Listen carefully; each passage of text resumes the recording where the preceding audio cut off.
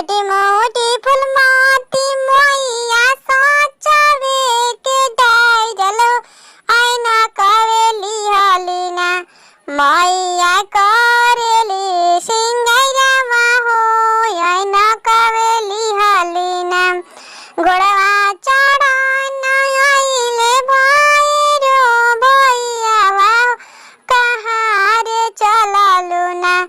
बहिना सोर हो सिंगारवा कोई कहाँ रे चललू ना गोड़वा चढ़न आइले भैरो भैयावा हो कहाँ रे चललू ना मैया सोर हो सिंगारवा कोई कहाँ रे चललू ना जाके तो जाइबू परतीका बाबू दुआरवा हो